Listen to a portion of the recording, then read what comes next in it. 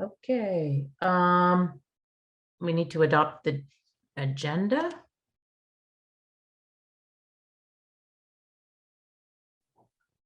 I move that we adopt the agenda. Okay, Keith. Second. I'll second it. Okay, we have a motion. Oh, but we have a motion on the floor to adopt the agenda.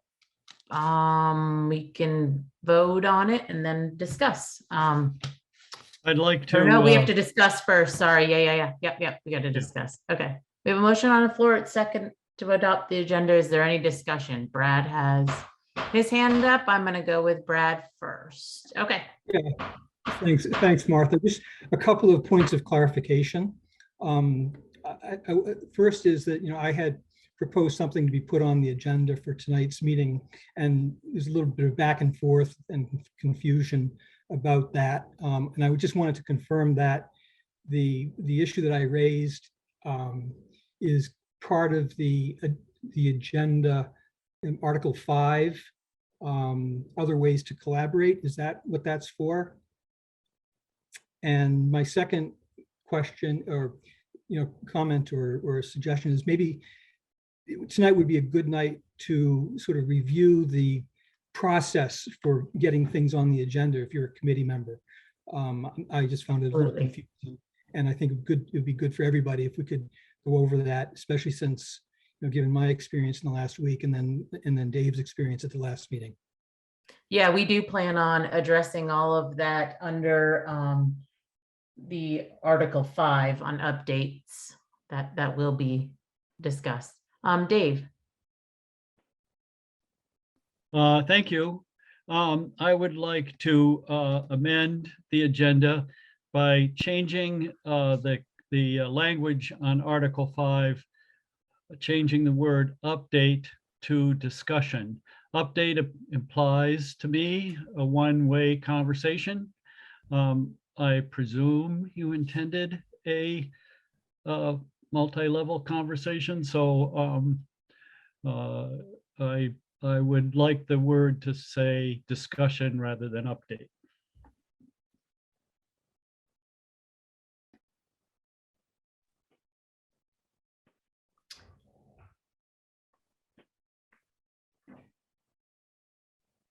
Mary Kate. Yeah, I just wanted to address Brad's the issue he raised and maybe pull it out of 5 as it relates to the agenda. Brad had asked for the topic of other ways to collaborate and consolidation of central office to be an agenda item. And we all just got the Levinson report determining whether or not there are other ways to collaborate and consolidate administrative services are not part of our charge. The statute gives that power to contract with other school boards for joint programs and services, facilities, and professional staff to the school boards.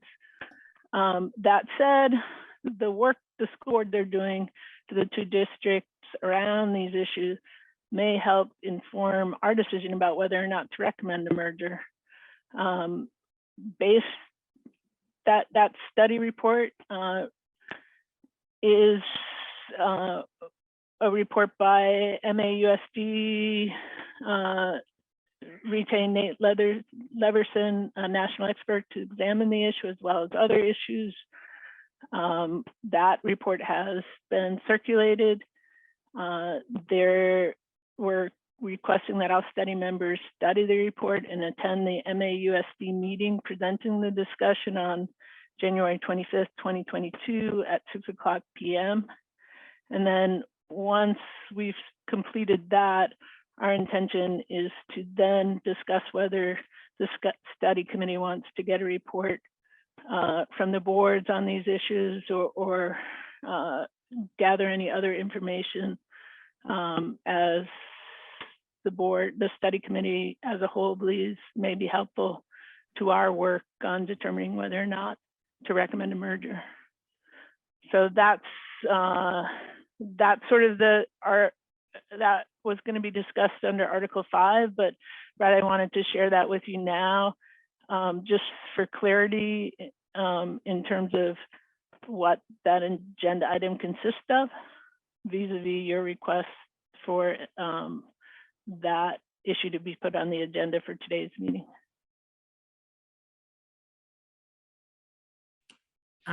We do have a motion and an amendment and all that right now, and I'm feeling like we're in the middle of discussing. So is there more discussion on this? Brad has his hand up. Yep, Brad. Yeah, I mean, I think just to respond to Mary Kate's statement, I think, I have not had an opportunity to present what I intend to present tonight. And frankly, Mary Kate's sort of description of my request to put, a proposal up for discussion tonight is a much narrower version of what I'm proposing. I mean, I think that the proposal is really unrelated to is unrelated to a reading of the Nathanson report. It doesn't just cover administrative issues, and I think that I would think that I should have the opportunity to talk about the proposal that I had presented to the co-chairs.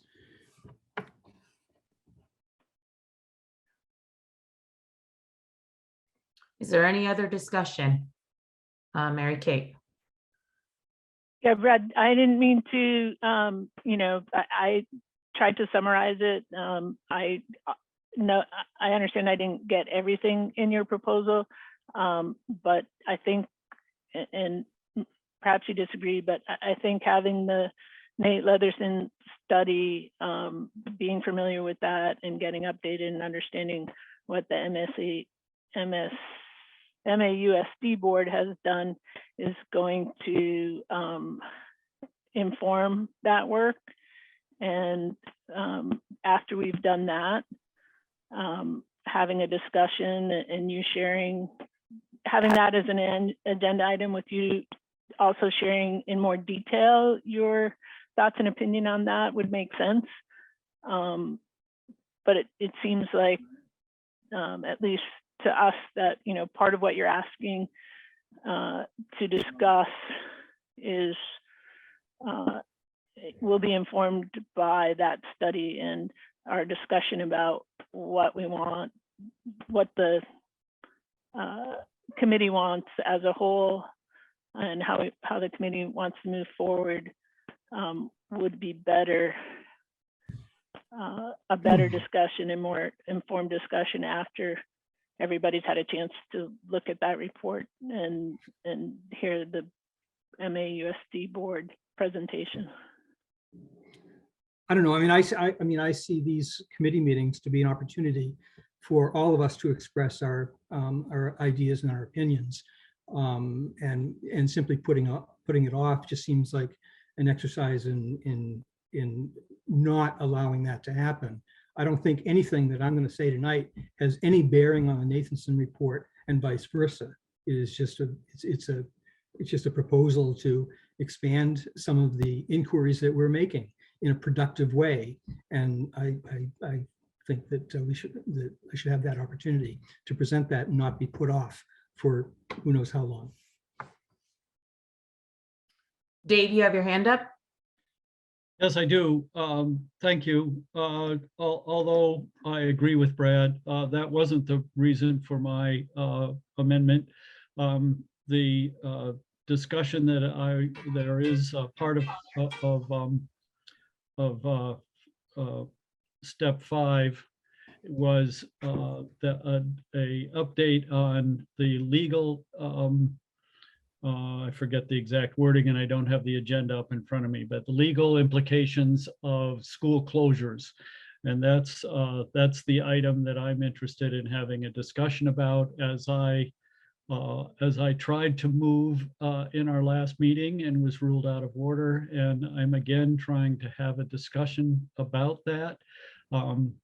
I want to make sure that my constituents understand that I am trying to have that discussion here. And so that's why I'm asking for the change from update to discussion. Thank you. Thank you, Dave. Is there any more discussion on the agenda? And with the amendment in there, we can vote. I'm trying to think, does the amendment have to be seconded? Brad's gonna pipe in here. Martha, just one other quick question. I was wondering, in light of the, in Dave's characterization of being ruled out of order, where does his motion stand with respect to tonight's agenda? Is it something that we are going to discuss or not? That is also part of 5. It is part of 5, yes. And I take it though, Under meeting process. and I take it that since there, a motion hasn't, or the item hasn't been warned, officially, that we wouldn't be able to do a vote tonight. Is that right? No action, correct.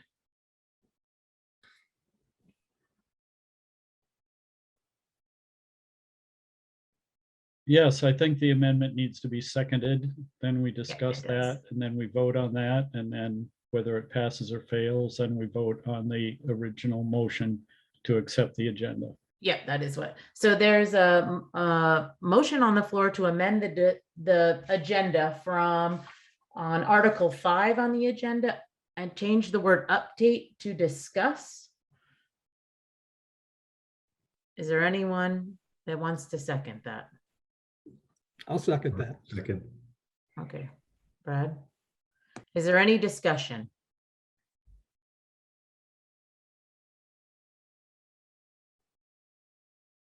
Okay, having no further discussion, all those in favor of amending the agenda, of adopting the agenda with the amendment of updating, of changing the word update to discuss in Article 5, please say aye.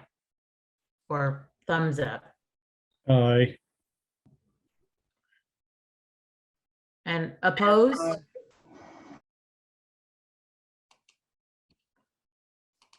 Okay, so the motion carries. We will change Article 5 to discuss instead of update. And we have an adopted agenda, so we can move forward. I just want to do a little bit of housekeeping and remind everyone that due to open meeting laws, we should not be using the chat feature because it violates our open meeting laws. And I just want to remind everyone of that at the beginning of the meeting, so we don't run into that. We need to approve the minutes, Article 3 of the January 3rd, 2022 meeting.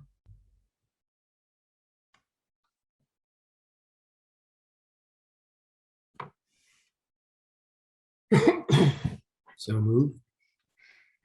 Thank you, Keith. A second. All right, we have a motion to approve the minutes of the January 3rd, 2022 meeting. Is there any discussion?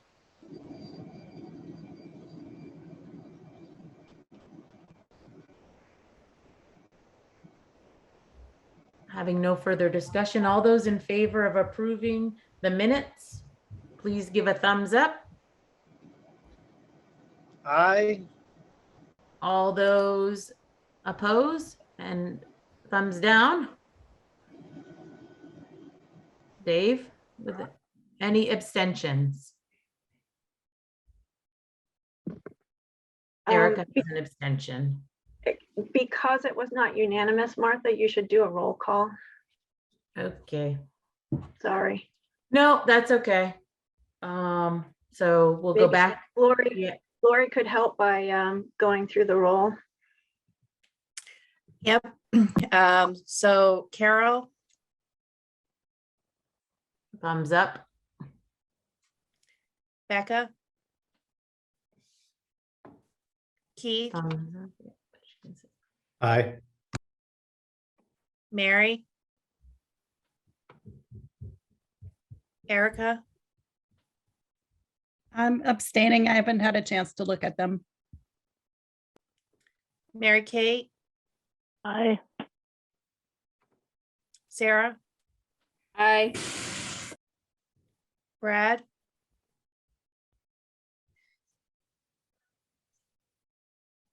I didn't see it. Brad, yes, no? No, No, Oh. Stephanie?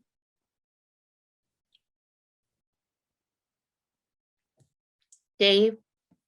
No, Dustin? Aye. Troy? Kevin? Yes. And Ed? Yes. Okay. So I have 2 noes, 1 abstention. correct. And the motion carries, therefore the minutes are approved.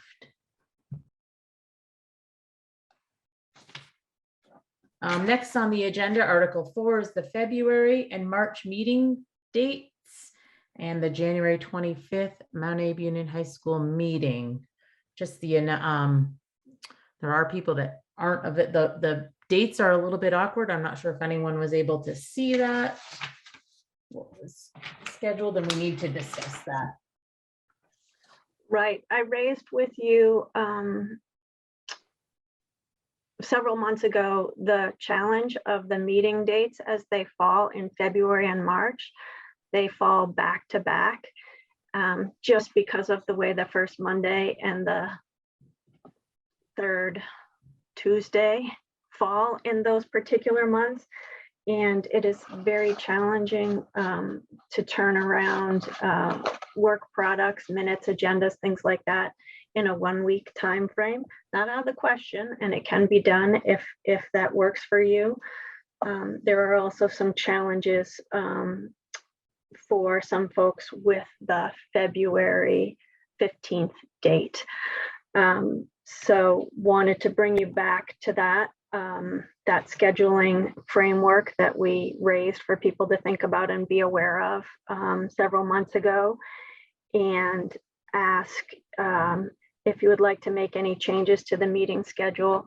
And one strategy that was proposed was for committee members to commit to attending or watching the recording of the January 25th meeting in lieu of the meeting on the 15th. Still continue to go ahead and meet on the 7th, but understanding the additional time people are committing, that might be a part of a strategy to manage the meeting schedule in the upcoming weeks.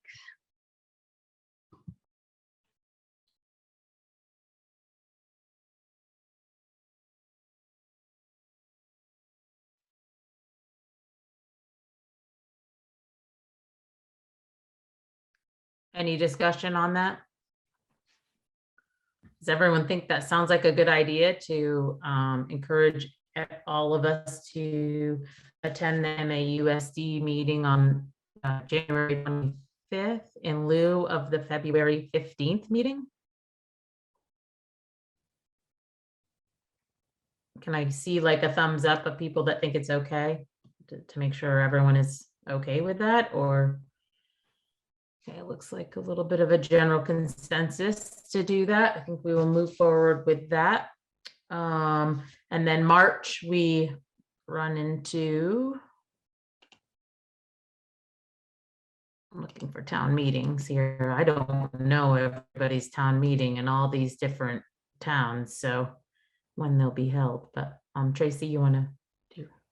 Sure, I just was playing around with a couple of options. And obviously one might be to move the second meeting in March back a week. I can't remember now. I looked at so many options today. Hang on just a sec.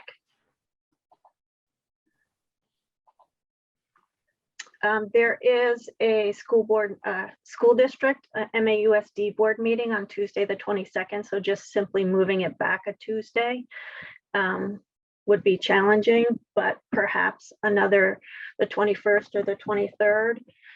Another strategy could be having a meeting the week of the 28th of February. That's the week before town meeting. I don't know what people's workloads and commitment loads are, and I know there probably will be some informational meetings that week, so that might not be optimal, but it would keep a 2-week spread between a meeting around February 28th and the 1st. Oh, no, it wouldn't. Never mind. Withdraw that suggestion.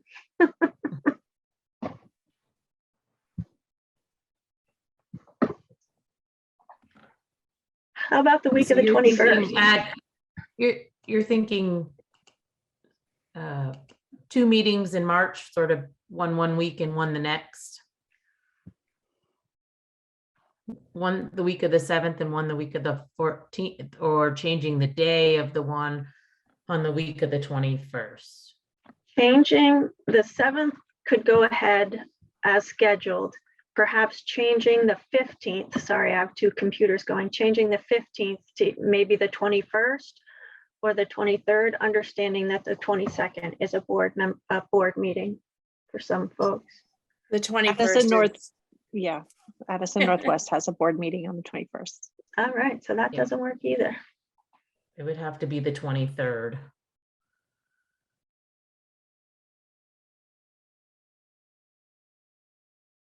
And is everyone available on the 23rd and willing? Could you just clarify that's the 23rd of March? Yes, March 23rd. And show a thumbs up. I may be at a conference on the 23rd. Okay. It looks like the majority of people are available and willing on the 23rd, so I think we should tentatively plan that.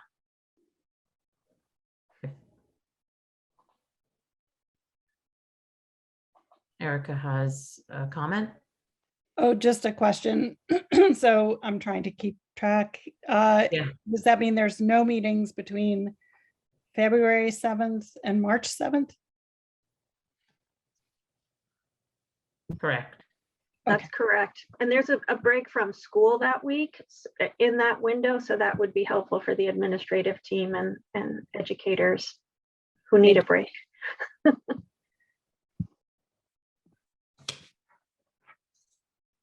Okay, thank you. Moving on. Article 5, we will be discussing questions and feedback between meetings, legal considerations for school closures, meeting process, committee board conflict of interest, and other ways to collaborate, and the Levinson report, which has already been touched on. I'm going to begin with discussion on questions and feedback between meetings. What we heard when the committee was first formed was that transparency is something that everyone felt was really important to them. And I think we feel in order to remain open, transparent, and in compliance with the Vermont open meeting laws, Mary Kate and I have decided that we will not be responding to emails, but we will add them to our update at the next meeting after the email has been received, so that we can share with you what other people have been sending for emails. That way, everyone is aware of what's going on behind the scenes, I guess, per se, might be the proper word. And yep, Brad. You're muted. Hi, Martha. Just so I'm clear, are you talking about emails from whom? From like the community that goes directly to you and Mary Kate? Is that what you're talking about, or what? No, we're talking about from the committee members. Oh, from committee members. Okay. Yes. All right. Yep. If we had to update all the ones we get from the community, we'd be here for weeks. So. And Mary Kate's gonna discuss legal considerations for school closures. Okay, so consistent with what Martha just said, the next items on the agenda are issues that were raised in emails, and just want to share that information with everybody so that we're all on the same page and we're being transparent by discussing it in an open meeting.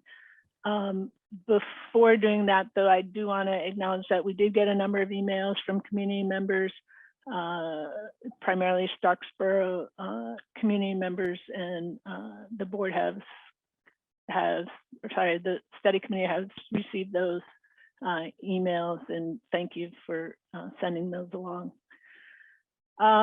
So we received a question about the last presentation, the presentation at the last meeting on legal considerations related to including articles of school closures in our articles.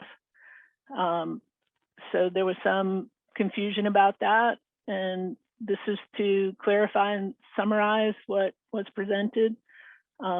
Historically, legal counsel has generally advised against articles on school closures because the statutes give that authority to the electorate of the district and to school boards, and it's not included in the list of required articles for a merger under the statutes.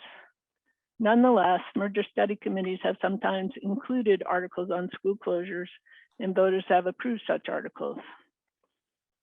None of these have been challenged in court, so it remains an open question as to whether or not such articles are enforceable.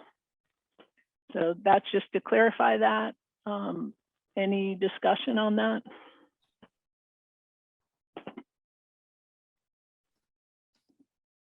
Oh, rats. I'm trying to discuss. Dave's got his hand up. Yep, okay. So thank you. I'd like to call your attention to the presentation made by, and I'm trying to draw it up here, but I can't seem to find it. Here it is on page 7 of the Levinson report. Seems to substantiate what I made, a point I made several meetings ago. And it's labeled number 4, merging the central office and middle and high schools with ANWSD meets the evaluation criteria very well if the merger agreement includes giving the towns a vote before closing an elementary school in their town. So I want to emphasize that if it includes giving the towns a vote before closing an elementary school in their town.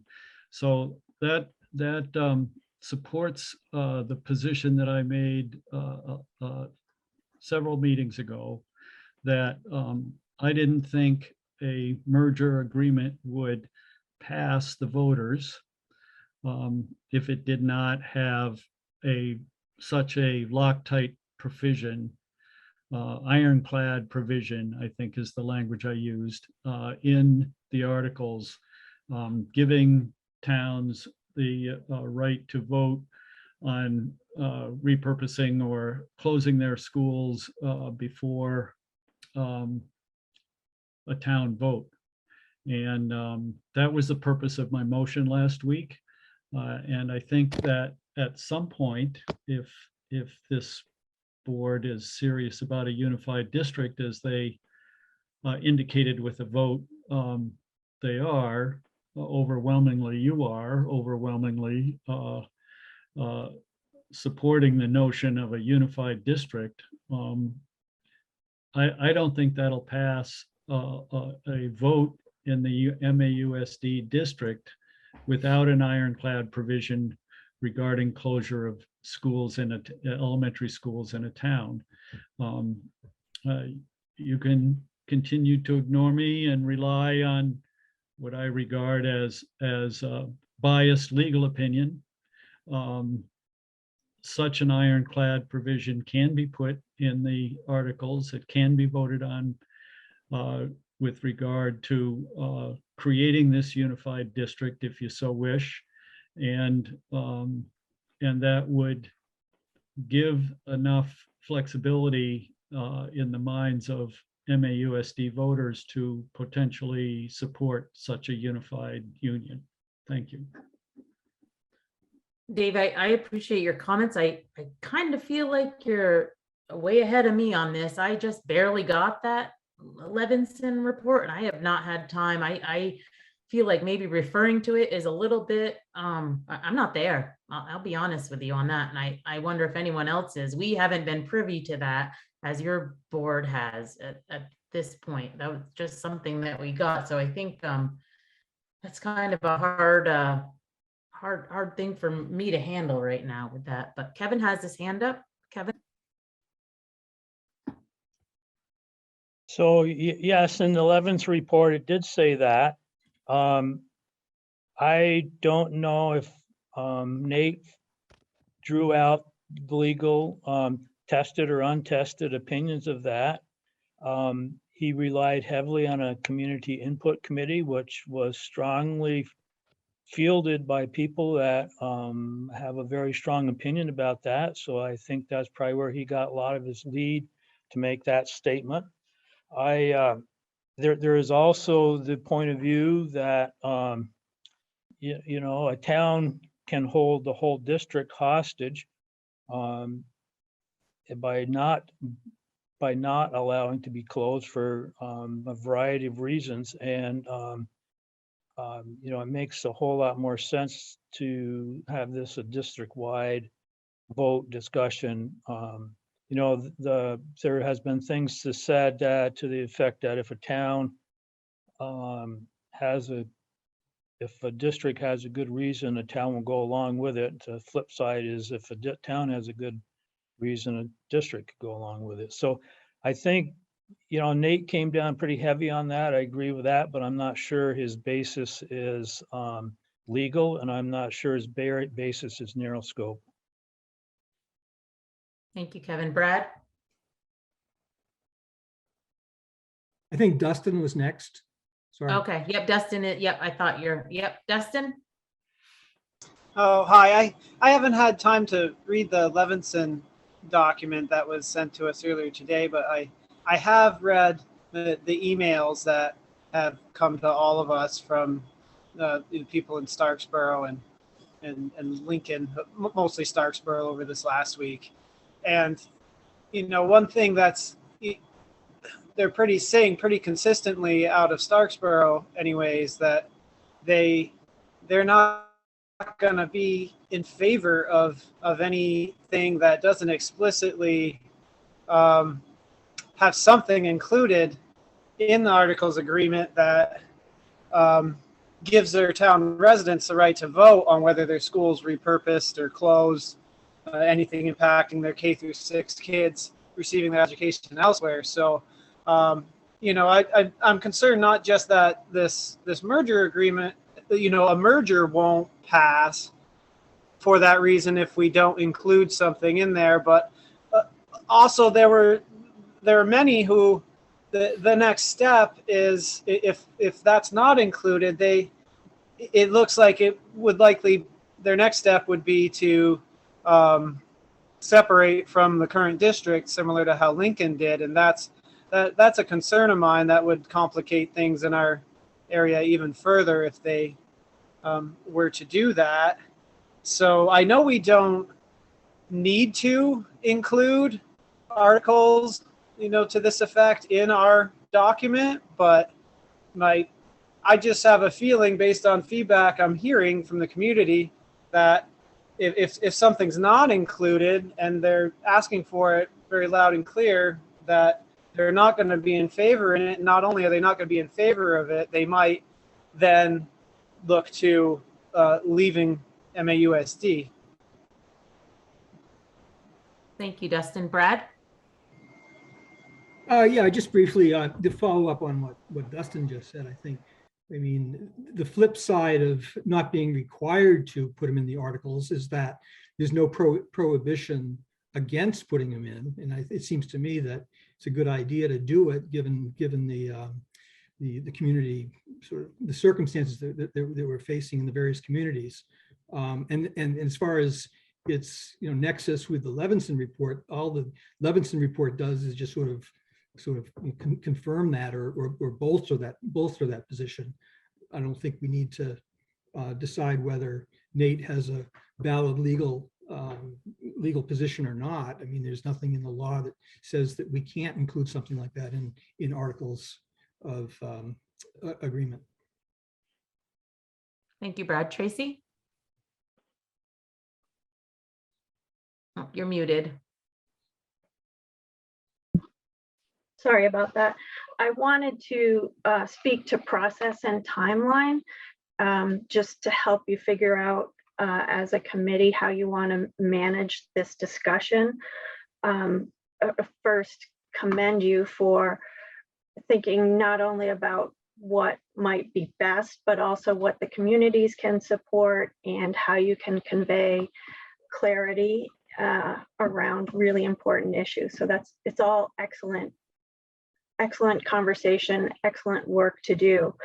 At the last meeting, we talked about preparing draft language to inform committee's discussions, and I have language from 2 committee members that you sent to me that I have ready to share with you at a future meeting, based on feedback and discussion from the last meeting. Much of this meeting and perhaps some of the next meeting with the co-chairs has been planned to do what committee members asked, which was to help create more of a big picture of all of the articles that are needed, as well as those that might be optional, so that people could really start to weigh the connections between those articles.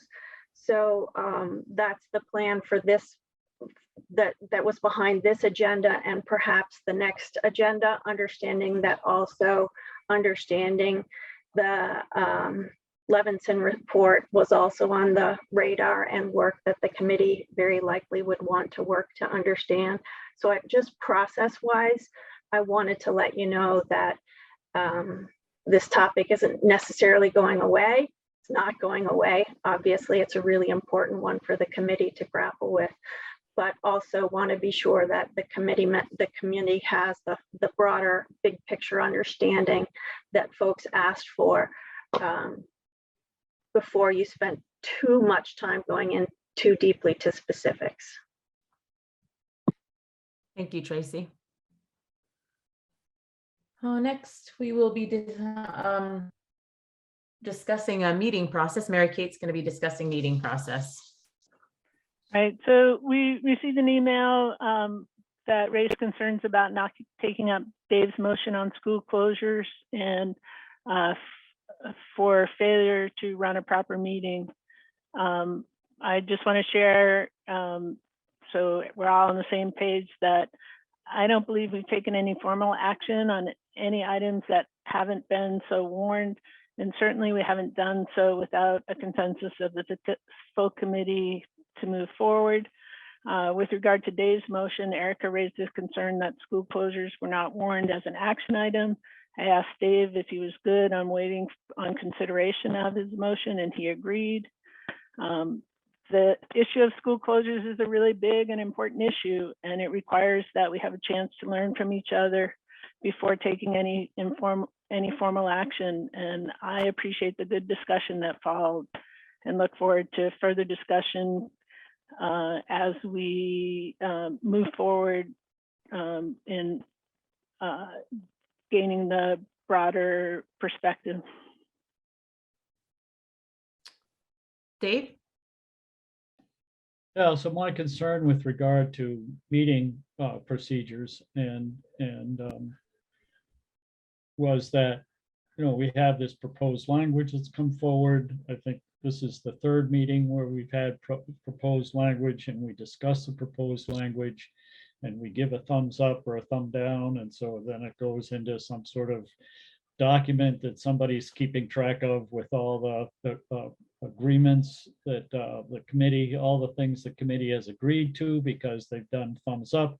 On no occasion do I recall there being a notification in the agenda that it was an action item, and yet the committee did in fact take action in approving language that would go forward.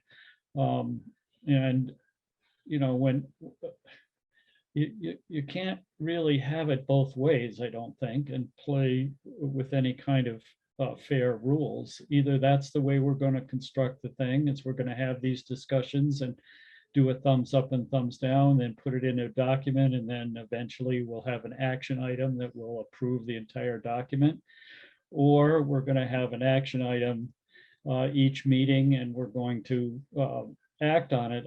I think it's unfair to myself and the citizens that are awaiting a robust discussion on school closure to not permit the same kind of process with regard to that potential article that we're going forward with the other potential articles. Thank you, Dave. Brad? Yeah, again, I just want to add, you know, one point here to follow up on what Dave just said. I mean, I think as a practical matter, it might make some sense to be a little more willing to put things on an action item sort of trajectory, and then if we have to table it, fine. And I also want to just point out that there is precedent in this committee for for voting on an action item that wasn't properly warned, and then which was subsequently okayed at the next meeting. So it's not like we haven't done that, if haven't sort of gone outside the quote unquote bounds of how we normally operate in the past. Thank you, Brad. That's all great. Do you still have your hand? Do you have more? Nope. Is there any other comments? Committee board conflict of interest. Mary Kate will also speak about that. We got an email on the topic of conflict of interest between people who are board members for MAUSD or Addison Northeast Supervisory Districts, and also on the study committee. So I included on the agenda a reference to the MAUSD and the Addison Northeast Supervisory Districts conflict of interest policies for board members. The substance of the two policies for the two districts are the same, though they're not in the same order. The definition of a conflict of interest is a situation where it's defined as a situation where board members' private interest, as distinguished from the board member's interest as a member of the general public, would benefit from or be harmed by his or her actions as a board member. They include not using your position for the financial benefit of you or your family members, friends, or supporters, not soliciting or accepting anything of value in return for taking a particular position, not giving the impression that your position on any issue can be influenced by anything other than a fair representation of all sides of the question, not giving the impression that you will represent a special interest or partisan politics for personal gain, not giving the impression that you have the authority to make decisions for the board or administration, being familiar with and adhering to Vermont education law, which defines the powers of a board member with regard to financial matters, board compensation, and public bidding process. The procedure, if you believe that you have a conflict of interest, is first to disclose it to the committee. In some instances, people look for discussion and feedback regarding the disclosed or potential conflict. If in the end, study committee members thinks that they have a conflict of interest, then the proper procedure is to abstain from voting or participating in the discussion. Thank you, Mary Kate, for clarifying the conflict of interest. And the other ways to collaborate, and the Levinson report, which, you know, came out in between. Brad's got, do you have something in refer to what Mary Kate just said, or in what's coming up? Okay. Yeah, and just on the conflict of interest thing, I mean, I think the, the conflict of interest policies of MAUSD and Addison Northwest are fine. But it occurs to me, you know, as I'm sort of thinking through some of the issues that we're facing, you know, as a member both of the MAUSD board and of the study committee, if it's not a conflict of interest, those of us who do have that, wear those two hats, face a bit of a conundrum. If on the one hand, the MAUSD board resolves not to close or repurpose the school without the, a town vote by the town affected by such closure or repurposing, and then proceeds to have to make a decision about whether or not to pursue a merger between the two districts, when the result of which could lead to the inability of an affected town to vote on closure or repurposing. It presents a bit of again, for lack of a better word, a conundrum. And I think that's something that we have to kind of look at as we're moving forward and thinking about merger. I mean, it seems like a bit of a non-starter to follow up on some of the previous discussion tonight to vote to merge and have the result being that a town would be deprived of its vote to have a say in the implementation of a merger plan. Thank you, Brad. Dave? So this is an interesting topic. I think if I'm correct, the rules for the MAUSD board are that you cannot be an employee of MAUSD and serve on the board. I don't know if that's what the rule is in Addison Northwest, and if that'll be included in the articles of agreement. And I wonder, with regard to employment of the members of this committee, whether that is impacted at all by one's employment and where they are earning their money. Tracy? I could get more specific answers for you to those questions, but my 90% certain understanding is that prohibition against serving on the board for which employs you is in statute. So that doesn't need to be re-articulated. That would apply to any new governing entity. And I would also bring you back to some materials that I think we reviewed way back in August, and I can resend them, from the Agency of Education from the 2016 Act 46 era, clarifying the roles and responsibilities of school boards and study committees, and helping to highlight the statutory parameters that further eliminate the technical considerations around conflict of interest and service on the committee as a distinct entity with its own responsibilities that are separate from that of the board. Individually, of course, Brad's right. You need to think through what your values are as an individual wearing your multiple hats, including as a board member, but I can resend some of those resources as well if that would be helpful. Kevin? So in regards to the MAUSD vote on protecting closure, repurposing and whatnot, I'll just make the statement that it was not a unanimous decision. And there are two different points of view, and I'm not sure why we would be we would need to keep those two different points of view out of this discussion.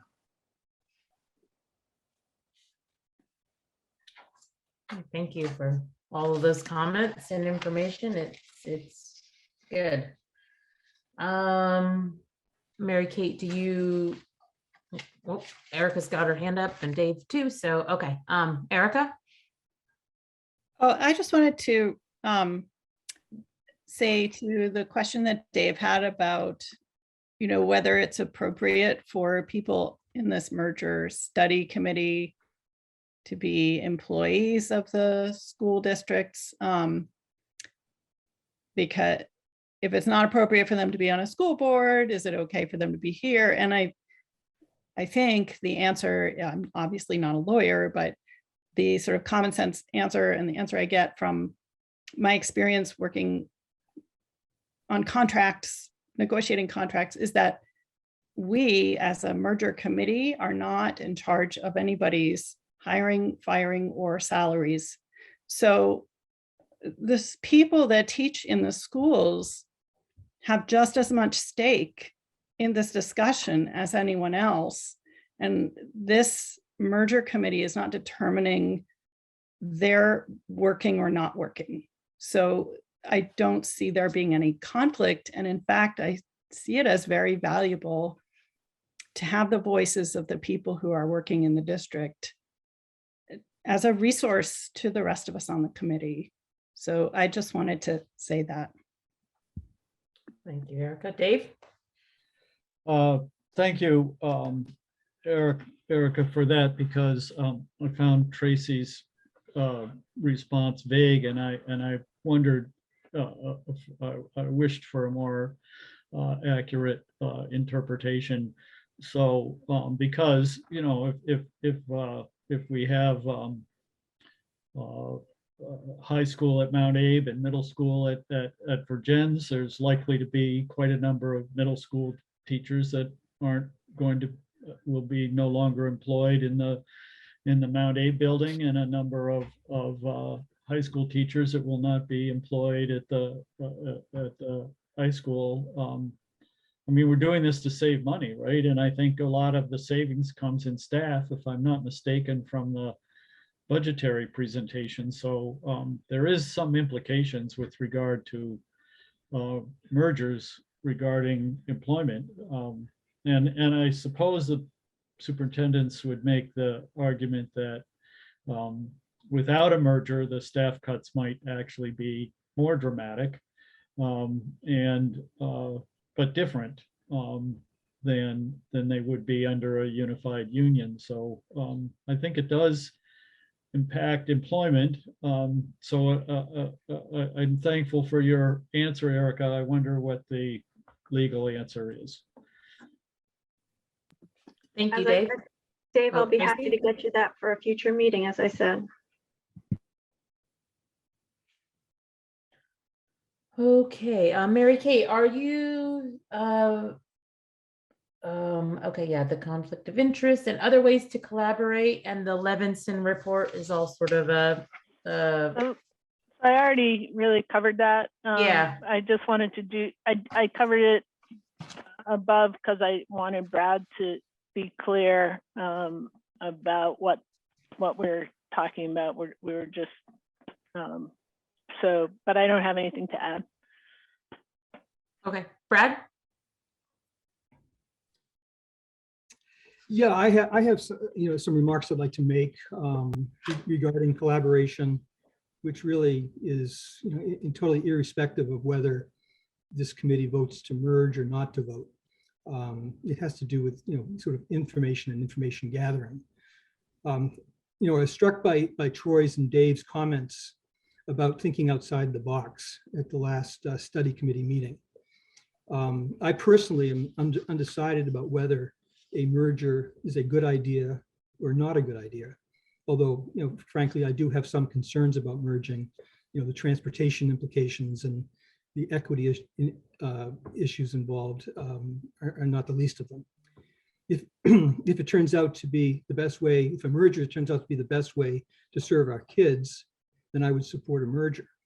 However, I believe that the individual towns have a right to vote on any proposed merger and its implications. I fully support Dave's last motion at the last meeting that any articles of agreement include such a safeguard. Given this, I'm concerned that in our sort of march towards compiling articles of agreement for a possible merger, we're losing sight of the original purpose of establishing a dialogue between MAUSD and Addison Northwest. Before the 706 mechanism was put in place by the districts, the discussion focused, at least on the MAUSD side, on how to expand then existing collaboration between the two school districts in an effort to economize and improve programs. The vast majority of the time over the last few months in this committee has been spent on the pros and cons of governance restructuring. Sure, we've had lots of concerning prognostications about demographics and financial pressures, and lots of talk about the uncertainties and challenges surrounding us, including housing shortages, pupil waiting studies, spending thresholds, COVID migration, state and federal COVID and infrastructure funding, income-based versus property-based taxation, et cetera. By way of example, I think that the committee's governance preference for a unified district as opposed to a supervisory union had as much to do with the complicated system of the latter as it did about how one governance structure over the other might yield greater benefits to our kids. In addition, our community engagement process has suggested that folks are far more interested in the specifics of collaboration than about merger governance. I think that we need to have more information about the specific steps that we can take, merger or no merger, to manage the challenges we face. To this end, I would propose that we establish a task force to look precisely at what activities the two districts could undertake, in addition to existing programs like lacrosse and football, for example, and what areas of collaboration would improve the economies of scale and be of mutual benefit to the two districts. The task force would be asked to identify the activities, evaluate current costs and effectiveness, and project how such costs might be lowered and effectiveness increased. On a macro and administrative level, joint transportation seems to be a non-starter, but there are other possibilities, including staffing, itinerant services, human resources, community economic development, regional policy development, community outreach, bulk purchasing, shared equipment, facilities management, financial planning, curriculum development, and others. On a more programmatic level, advanced placement, vocational education, internships, work-study programs, STEM programs, ESL programs, birth to pre-K programs, personalized learning programs, speakers programs, and other enrichment programs, language study, music, theater, sports, and others. Thank you, Brad. I'm not quite done. Oh, okay. Yeah, sorry. Yeah, I would think that, such a task force. Yeah, it's 7:30, so we kind of want to wrap up this discussion, but okay, go. Okay, I'm here for the long haul. I would think that the task force would be comprised of no more than 8 or so people to be determined, but might include from each district a study committee member, an appointee of the superintendent, a teacher or principal, a curriculum specialist, and a community member. We might also need to add at some point someone to help crunch numbers. Their job would be to provide a comprehensive report and set of recommendations for consideration by the study committee and our communities. Tonight, I'd like to ask this committee to approve taking this idea to the next level by identifying several among us to define the collaboration task force's mission, creation, operation, and timeline. I'm able to work on this, but I would be glad to cede this role to others. However, Kevin, apologies, Kevin, is my peer review partner on the MAUSD board. And because we often tend to see issues through different lenses, I would be pleased to work with him and with 1 or 2 other committee members from Addison Northwest. Finally, I ask these remarks, which I have put in writing, be made part of tonight's meeting minutes. I'll provide a transcript to the secretary. And I further appreciate any thoughts and comments committee members might have on this proposal. Thank you. Thank you, Brad.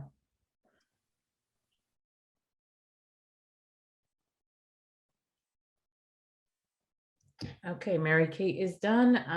Okay, we're going to move on to number 6, and that is review the articles approved at the January 3rd, 2022 meeting.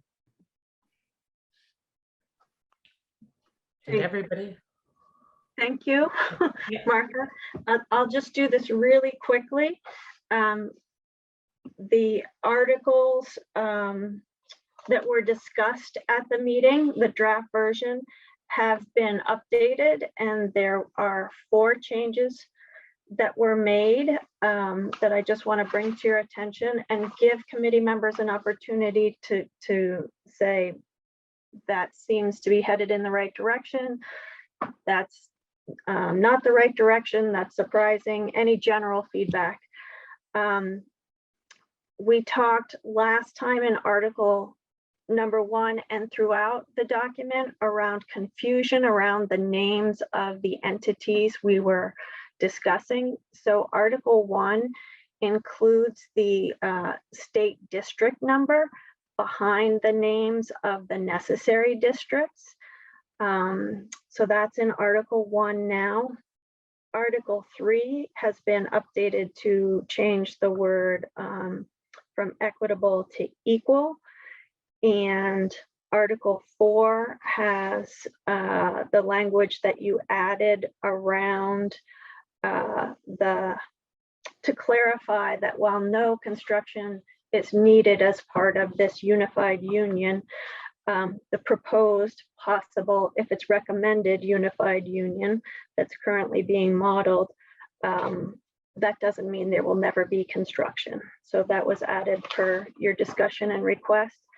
And although you did not reach preliminary agreement or grant preliminary approval to Article 7, throughout that article, anywhere a district, pre-Act 46 district was included, the district number was added, and we did replace general terms like forming districts to the specific names of the pre-Act 46 districts. And lastly, we added that requested link to the legal documents that relate to Virgin's Union Elementary School. So that's all there.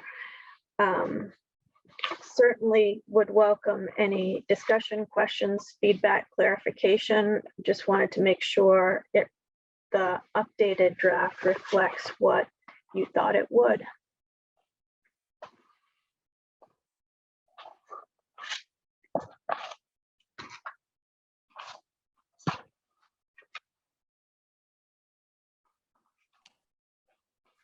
Doesn't appear to be. Are there any comments? It doesn't appear. Nobody has their hand up. So we're going to move on to Article 7, which is Articles 8, 11, and 12. We will not be taking any action. We did hear everyone at the last meeting that was a concern. We're just going to express agreements or not agreements and talk about it. So Articles 8, which is forming entities. Well, Tracy, you can, I'm not going to talk about it. Happy to roll. Again, want to reiterate what I said earlier, based on your discussion and feedback at the last meeting. It was, we heard you, and that you really need an opportunity to create a big picture around the totality of the articles of agreement and have the opportunity to think about the connections before going back to specifics on any more articles. So as I said earlier, my goal and the request of the co-chairs is that I support you with spending some time on that big picture.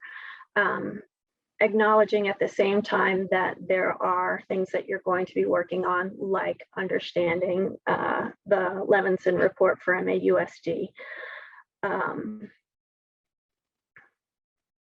So just taking you back before I dive into specific new articles, in my head, I think about the articles of agreement as falling into 3 categories.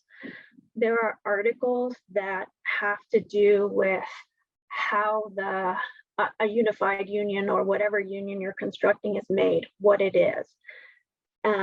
There's articles that relate to how it's governed, and there are articles that relate to the transition, how the transition from whatever the current state is to whatever the new state is occurs.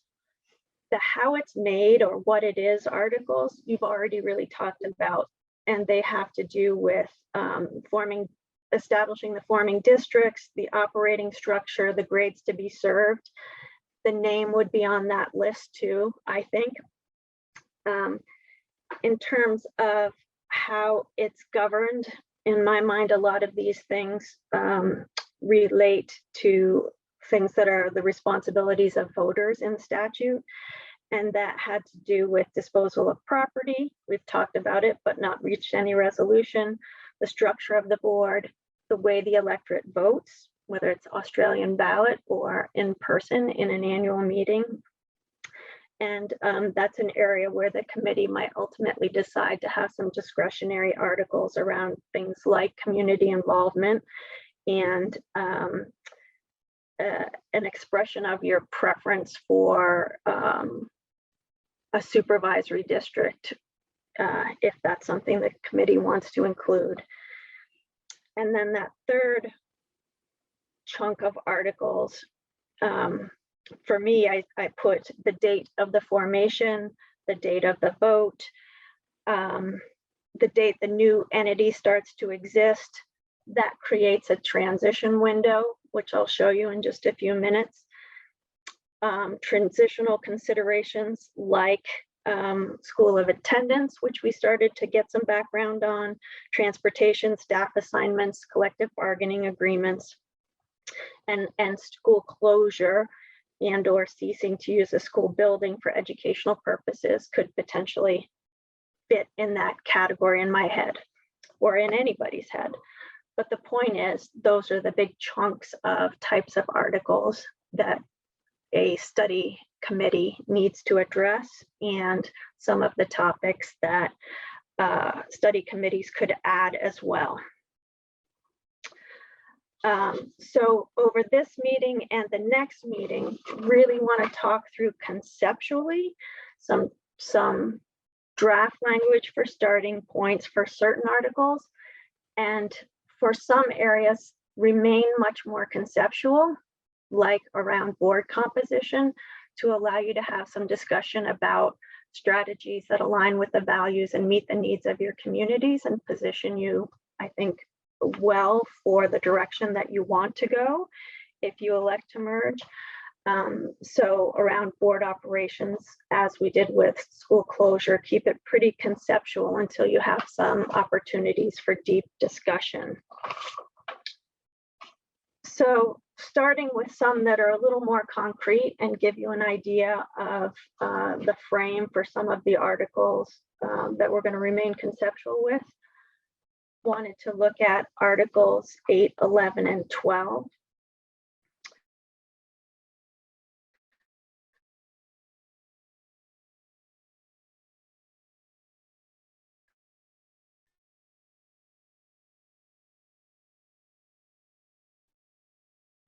To the draft articles done. And basically that simply establishes that when the new unified union school district to be named becomes fully operational to provide educational services, the forming districts would cease to exist. That's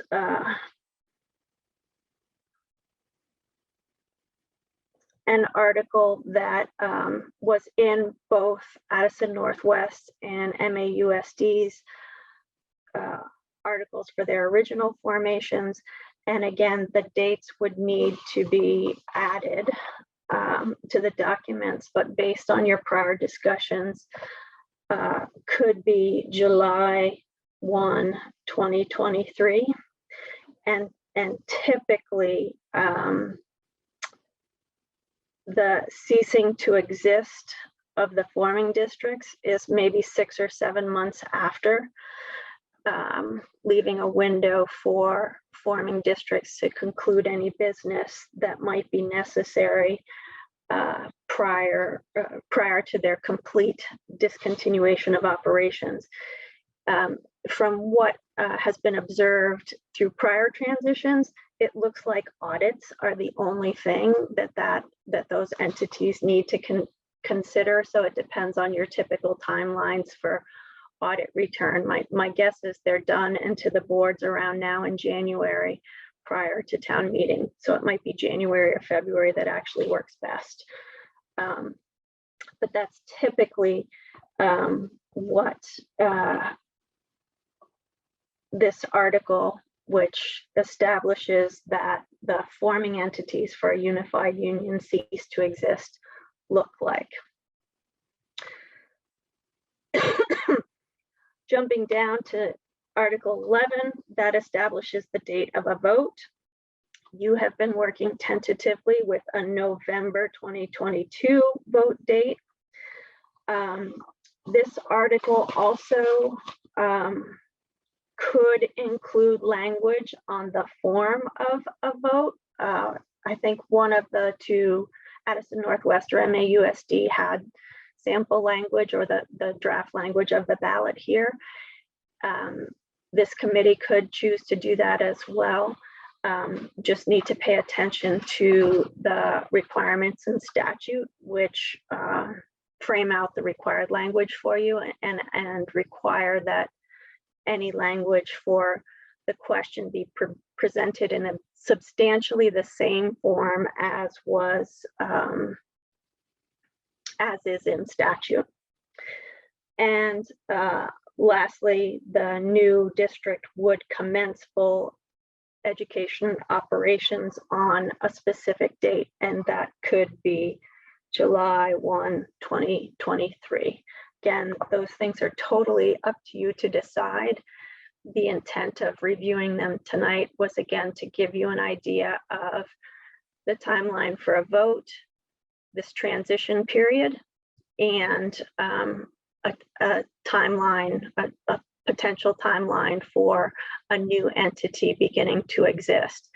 Not tonight, but at a future meeting, we can go over in greater detail what that transition period looks like and the work of a new board in preparing for the initial operations, as well as the things that are required to be addressed for the transition that are in Article 4 or 5, I think it is, around transportation, collective bargaining agreements, and things like that.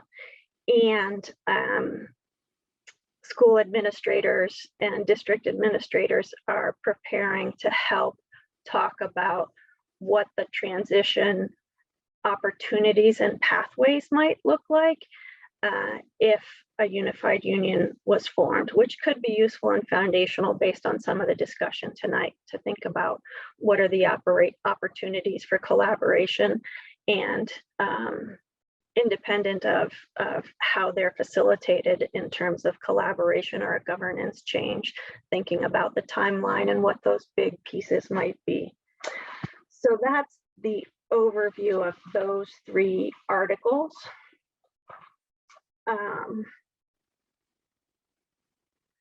Understanding that there isn't an expectation that there's a decision on any of these now, that this is just background and context as one of the steps on the way to getting you to the full big picture. Are there any questions on that so far?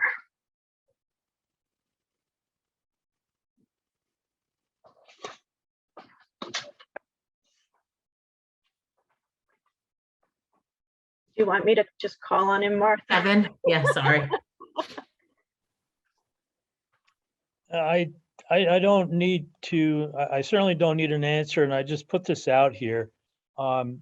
We were marching down a path, and Tracy, you mentioned the 2023 start date, but given the rosy picture the state has right now, I'm wondering if maybe our superintendents, before we revisit this again, reevaluate the necessity of that turnaround, if it's still real or if there's some cushion there given the rosy picture the state's laying out right now.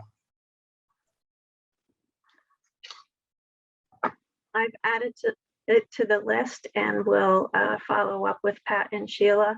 And again, they're preparing to share their thoughts with you about transition year 1, year 2, and we'll definitely add this to the list of things that they can talk about.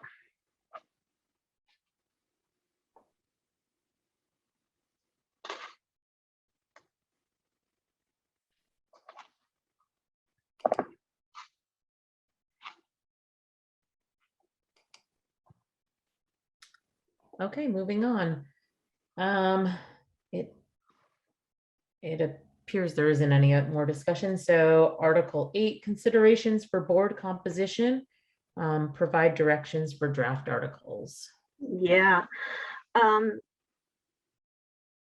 We want to get through as much of this as we can, but be respectful on time. So if we don't get to Article 14 tonight, that's totally not a problem.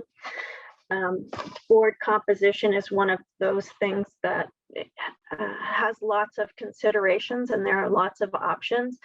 And it's an area where I think you'll see lots of connections with the values and priorities of the communities that you are representing and considering in your planning process. So I'm glad that you reminded us of the importance of a big picture so that you can factor this into your thinking and decision making. So the required articles on boards, a future board, has 2 parts. One part is board representation. What's the structure of a new governing board? And how do we ensure that people are represented in whatever the board structure is going forward? And the second part is about the transition and setting up transitional terms so that there are staggered elections, so that only 1/3 of a board seats are up in any given year. So we're going to kind of push aside the staggered terms piece and talk about the considerations around structures for a school board or a possible unified union. And then that's the important part to work out. And then we can easily backwards map into that board transition and those staggered terms. Resources on board configuration were shared at the last meeting, and they're also linked in this meeting. I'm going to take a look at the document that is considerations or context that was dated 1/3/22. If you printed it last time, it was dated 1/3/21. I guess I hadn't fully made the shift to the new year, but the version on the web now has 1/3/22 on there. So it might be helpful to have that open in front of you if you can.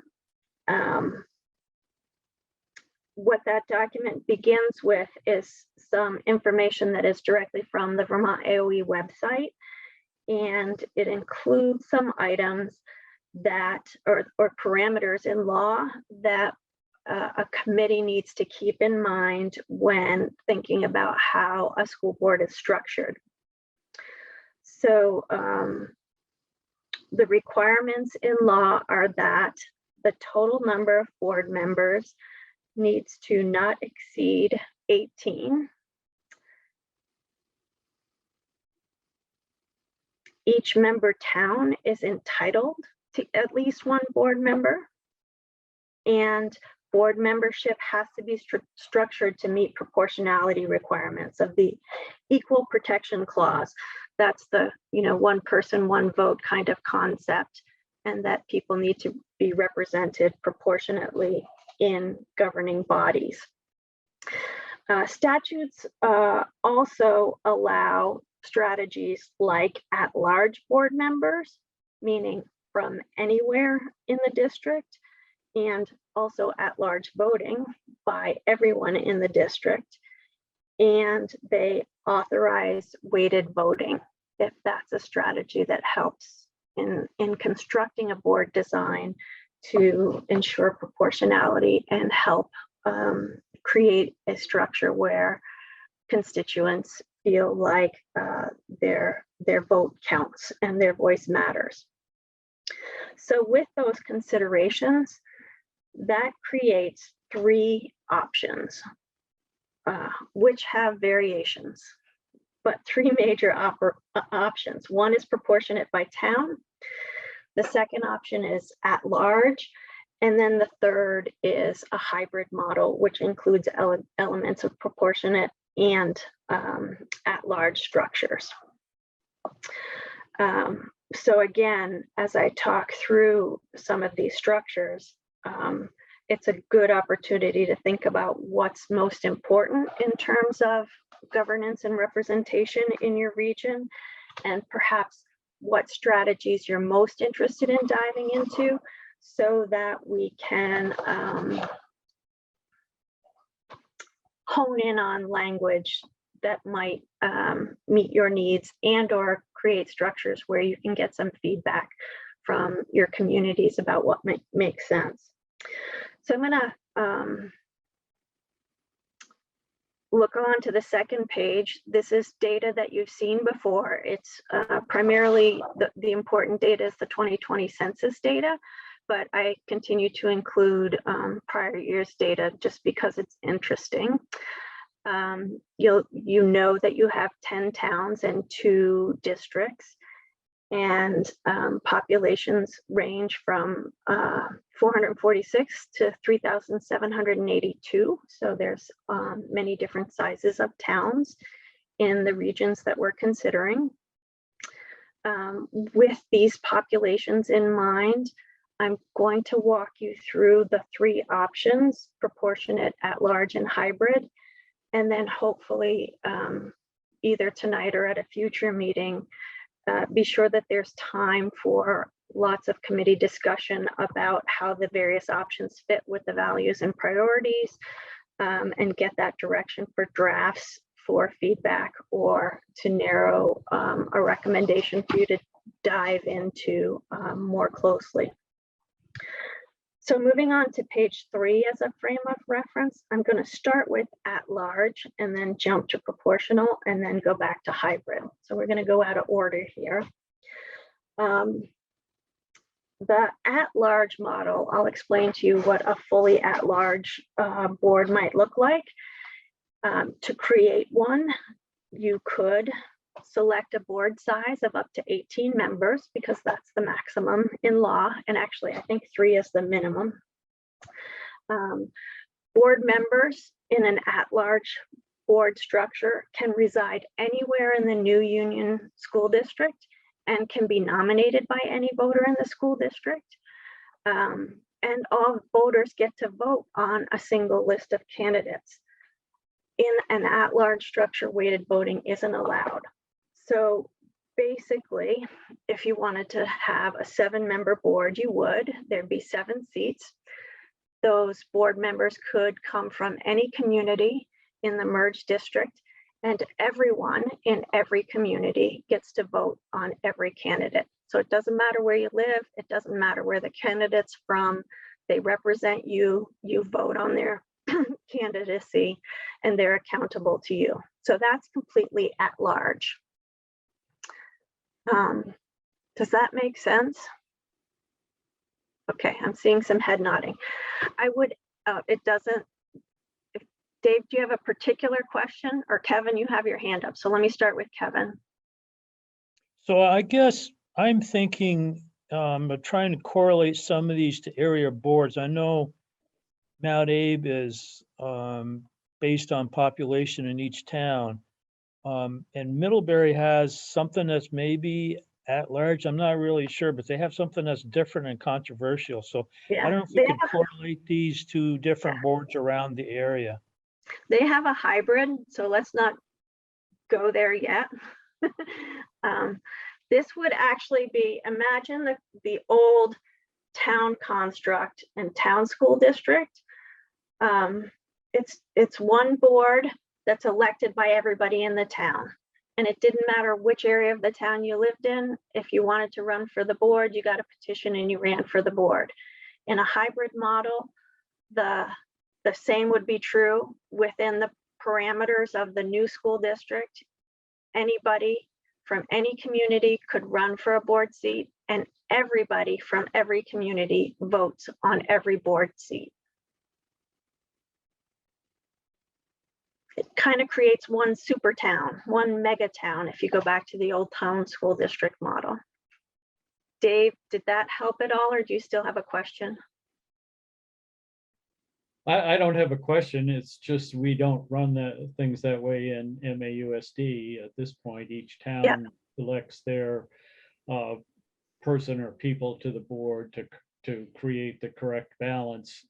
So that would be that would be a fairly large change from how we currently do business in Mount Abe. Yep, absolutely. And it may not be a direction you want to go. I just want to be sure you understand all of the options. I would add before we move from this, that in this method, the question about whether Lincoln is in the unified union or not would be kind of a moot question. If they're in, Lincoln residents can run for the board, and Lincoln residents can vote on all board seats. And if they're not, they're not. So the situation with Lincoln and whether or not they're advisory is not an issue in the at-large structure. Going to jump down to something that's probably much more familiar, which is the proportional options. In a proportional model, the models that I've drafted include Lincoln while their withdrawal is pending. And in a proportional situation, the board members must reside in the town to which a seat is assigned.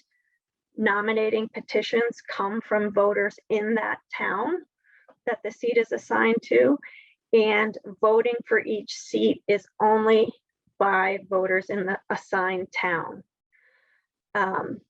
In a proportional situation, weighted voting is an option.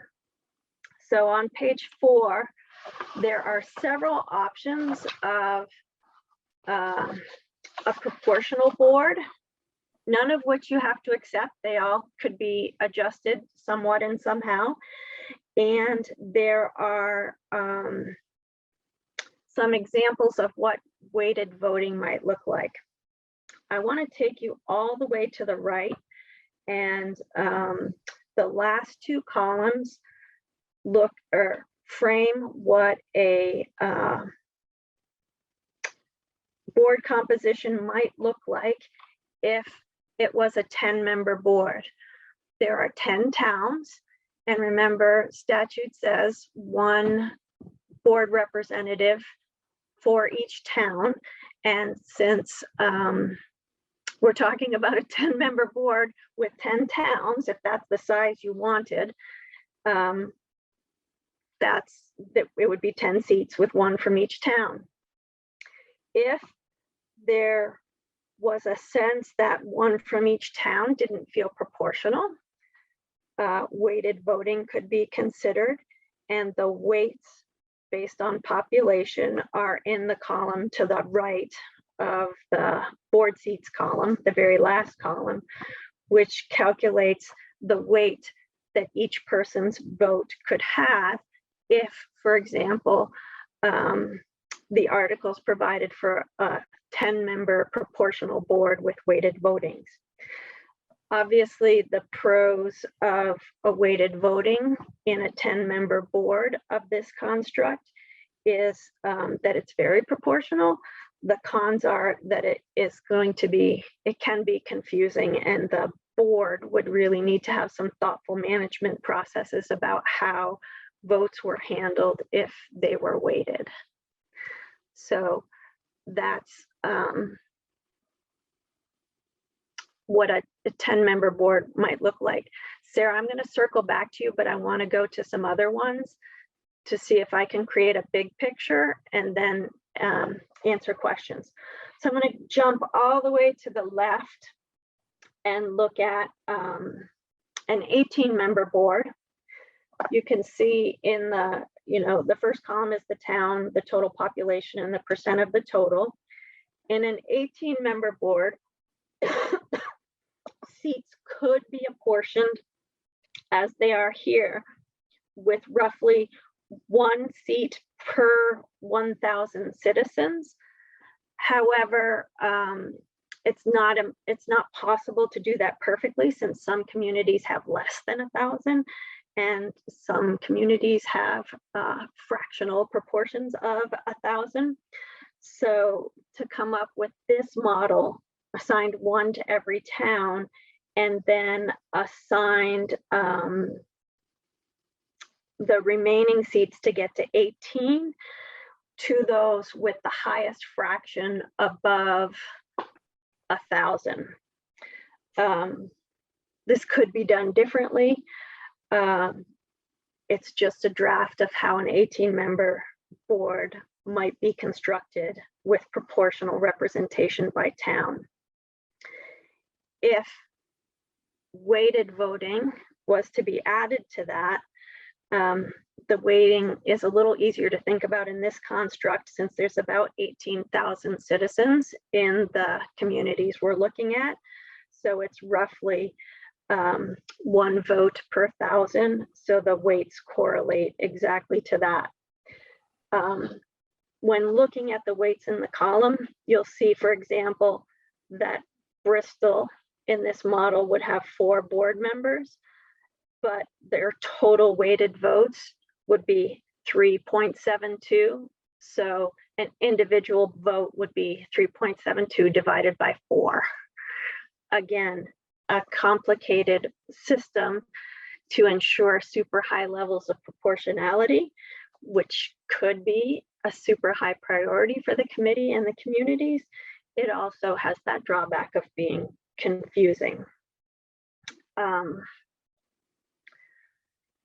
Not going to explain or just mention that the next 2 columns show what a 15-member board might look like in terms of seat assignments, and then in terms of weight, if that was added. And really want to talk about a 12-member board, which has 3 columns with it. I really couldn't figure out how to assign whole seats to a 12-member board. If every community got 1, and obviously that's 10, Bristol would get 1 more because they have obviously the highest population as a town. But then I couldn't begin to think about where to assign a second seat. Obviously, Ferrisburg and Vergennes are closest to another, a proportion, the closest highest proportion, but they're practically equal. So it was really hard to think about where to assign one. So this is really an 11-member board. I did calculate for you the weights if it was a 12-member board. I can't remember. I did this quite a while ago. I can't remember how I did that. I would have had to assign a seat somewhere, so I must have for the calculations of a 12-member board. But just in case, I gave you the weights for an 11-member board to the right of that.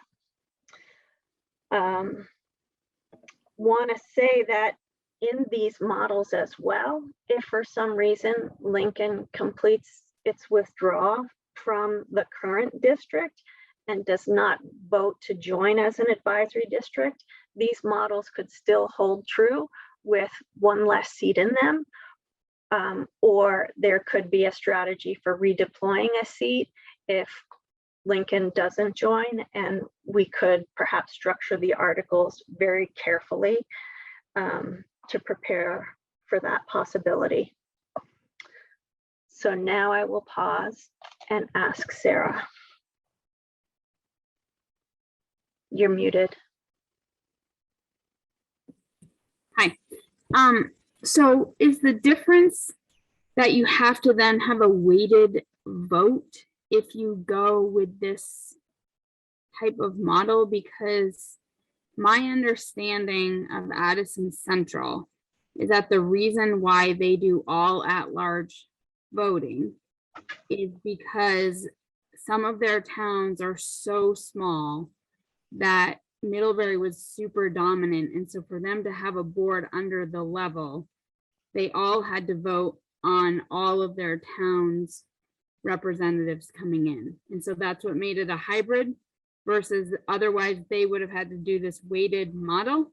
I'm just clarifying that. I will show you the hybrid next, but your description of the Middlebury Addison Central situation makes sense. I would say that you don't have to do weighted. It's not required, it's an option, but it's worth the committee thinking carefully about what you think is reasonable in terms of proportionate representation, if that is the structure that best meets the needs of your communities. And if there isn't a construct in a board of 18 that meets that for you, then maybe weighted voting is something you want to consider. I don't think it's commonly used, but you can see why people think about other options because of how confusing it could make it. I think Dustin? it makes it really go ahead. confusing. Sorry. Weighted voting sounds really complicated. Yeah, I agree. The weighted voting sounds really complicated, but it does make sense to me. There's some hard math to do every time you take a vote, but I do like that it's giving a proportionate level of say in the outcome of a vote. My question though is what happens? Can this be flexed in a way that that if Lincoln doesn't stay part of the union, or also the possibility if Starksboro, say we merge and they don't like it and then they vote to withdraw, how then does this change? If we have a weighted system, can the weight of the votes just be redistributed and the members of the board who are from the town that withdrew recuse themselves? Would it work like that, and will it be spelled out in the articles? I'm just wondering what happens in those scenarios. If this becomes an area, the direction that you think is the right direction, we would dive into those things. I've seen articles of agreement that do provide for recalculating weights with census, with the completion of the census every decade. And also you might include language around recalculating weights if a district withdraws. So all good questions and things to address if once you know what directions you really think you want to flesh out.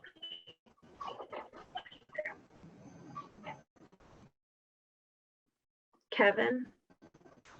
Yeah, I just think we want to be prepared for that scenario if it happens. I agree that would be wise.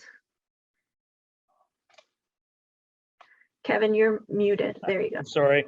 I just want to make the comment that, at least from my perspective, if, let's say, Waltham, who is significantly underweighted to have an A representative, coming from a larger town, that doesn't bother me that they might end up with disproportionate representation due to their size. And, there could be some advantages of perspective from that.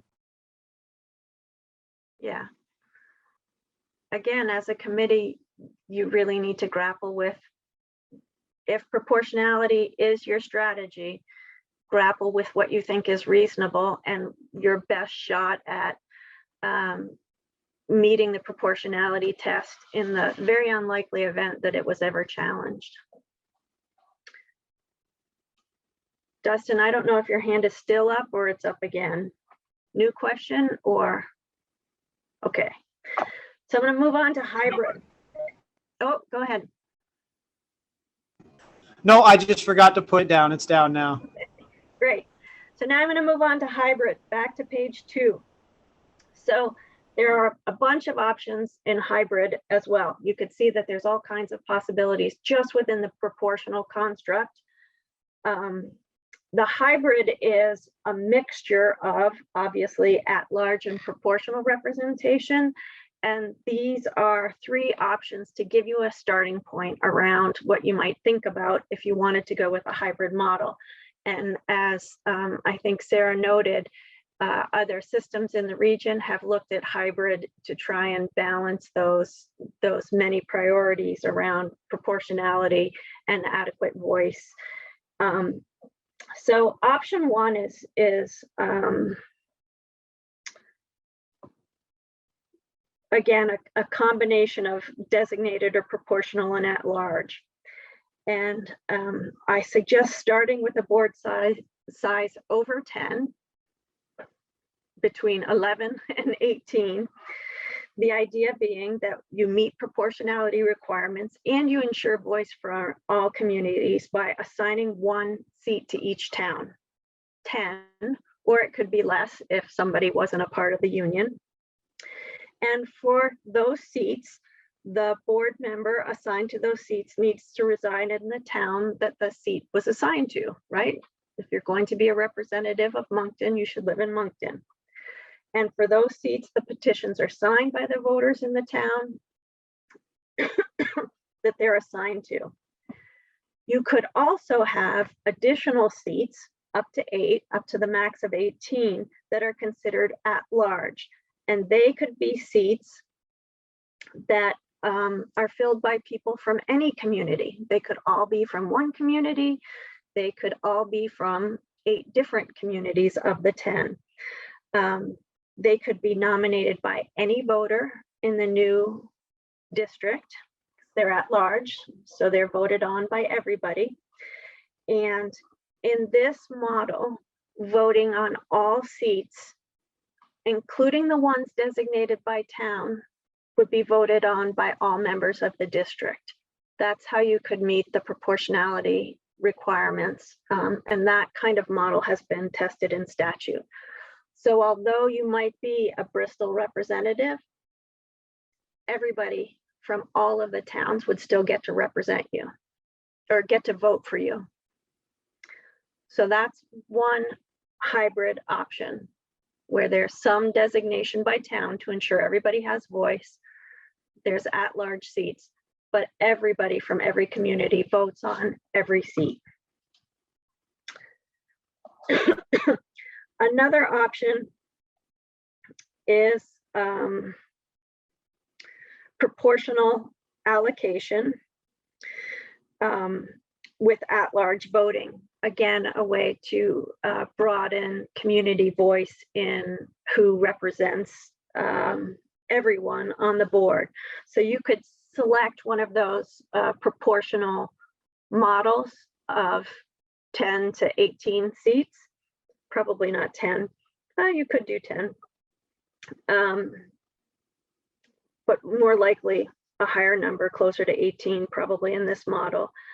But everybody votes on all seats, regardless of where you live.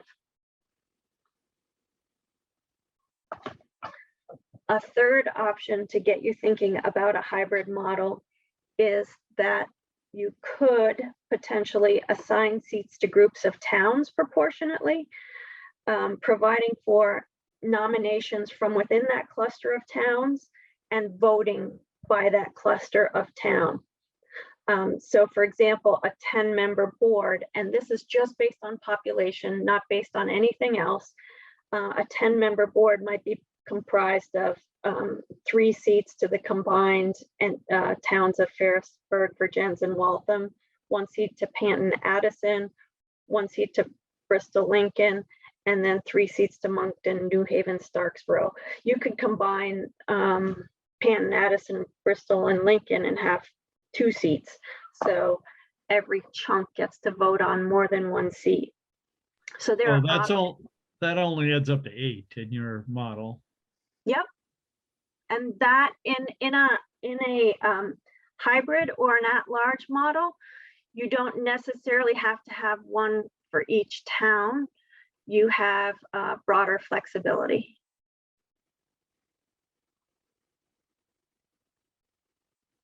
Because everybody gets to vote on every seat. in the option 1.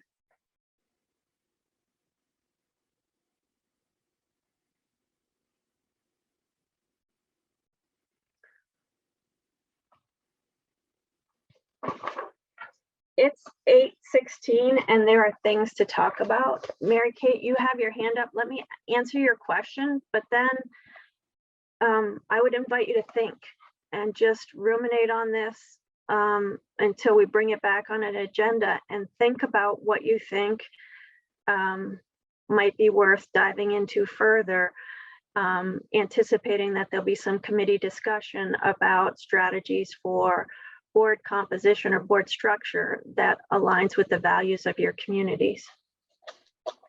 Just had a quick question on option 3 with the representation you put in there. Did that take into consider? Did you do the math in terms of the? Yeah, you did the math in terms of population. I think I did. Okay. But once you dive into it, if you say this is something we're really interested in, I hope other people do the math as well. I did this maybe a month ago, so I don't feel as confident about my math as I might have a while ago.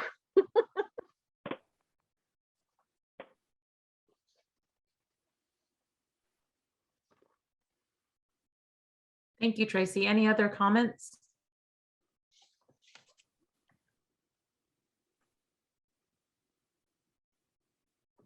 Okay, we're going to move on to Article 14 to discuss that, or to hear about.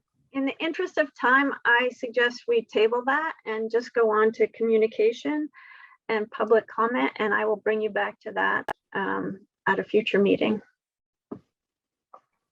Okay, excellent. We'll be tabling that for a future meeting. Communication key points for this evening's meeting. Does anyone have something they'd like to add?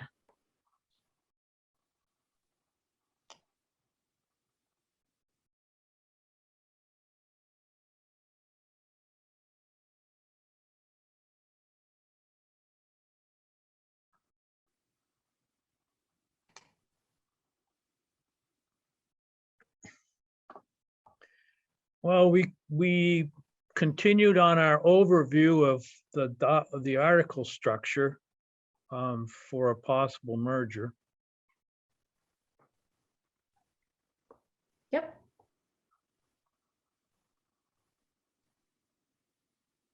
Erica? I think we should address that we had a discussion about how to proceed in our discussion about incorporating school closures into our articles somehow. And that we also would like to proceed with discussing I forget how we formulated it, but talking about collaboration in general after everyone has had a chance to look at the study from MAUSD. I'm sorry, I've forgotten the name of the person who did the study. Levinson. I got it. I understand what you're saying. Okay. Brad? Well, we had a presentation about a possible proposal to make our work more effective, but was not discussed by the larger committee. Dave? Thank you. So I've had occasion to delve into the minutes of MAUSD over the last year, and I came across the meeting in which we discussed and eventually voted on whether to form a merger committee to join with Addison Northwest. And that meeting was interesting. As I recall, it was a fairly wide-ranging discussion. And the notion was that the coordination or collaboration with Addison Northwest could be much broader than a 706 committee. And the minutes are kind of vague. My recollection is that we, in fact, didn't specifically say a 706 committee. The real gist of the board, and maybe other MAUSD board members that are on this committee can recollect as well, or go back in the minutes, was that. Is this a communication key point, or is this a point? I'm just trying to. Well, this is I don't know. Is this communication with the public? Is that what you're talking about? Well, the communication key points that we do at this time, we gather what we've discussed at the meeting so that we can get them out to the public. That we're just taking the key points, so it's rather quicker than I don't recall talking about the minutes of a MAUSD school board meeting. So I'm just trying to. So I'm sorry, I'll be more succinct. So Brad brought up a proposal earlier, and I think it ought to be considered in the sense that MAUSD board agreed to join this merger committee with a broader context than just a 706 committee. Thank you. Thank you. Brad? Yeah, just briefly, I mean, in my presentation, I did refer to the fact that MAUSD was looking to pursue collaboration, not necessarily a 706 mechanism. Okay. Thank you. Other communication key points.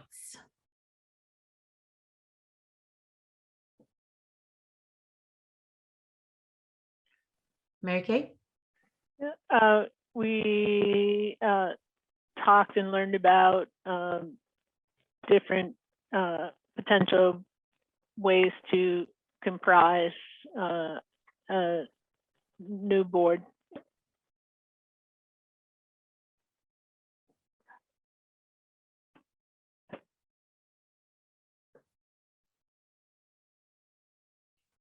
Kevin? So I think it might be noteworthy to mention that we changed our meeting schedule around so that this board has the opportunity to tune in on the Mount Abe January 25th presentation by K212 New Ideas, as opposed to having a close meetings in March or February or wherever it was. Okay. Is it Carol? Should we also mention in the key points a link to the January 25th meeting so that the public can have the opportunity to attend as well?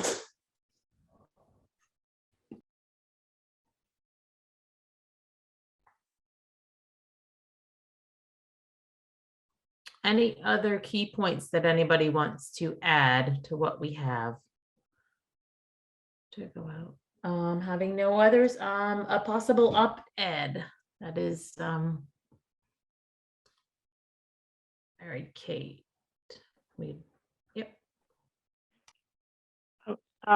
So at the last meeting, members of the public and others, and also study committee members talked about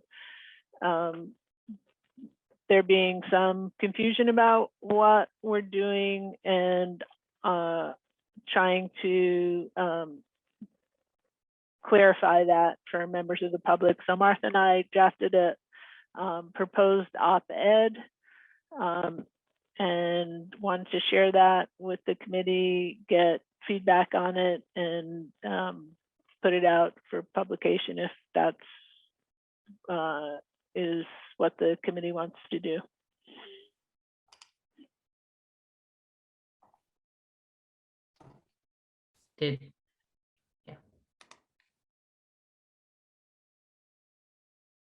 Brad? Yeah, I'm not against an op-ed. I'd like to review it before it goes out and certainly before I sign off on it.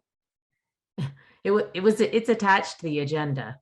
I know I haven't had time. I haven't had time. to Okay, read it. okay. I'll make some comments. Is there a time frame when you would submit this to whoever you're going to submit it to? Do you want me to respond? Mark? Well, I don't know, how many people have read it and looked at it and have some feedback?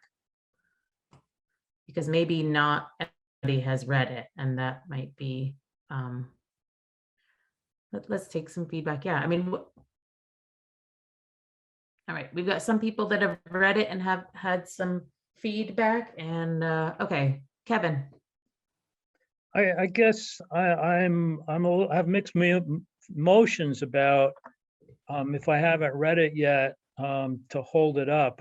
It was part of the preparation package, and I'm personally okay with it. And I think we should decide as a group whether to go forward it or not, and not hold it off until whenever, you know. I think it's timely, and I think it's a good thing to get out there.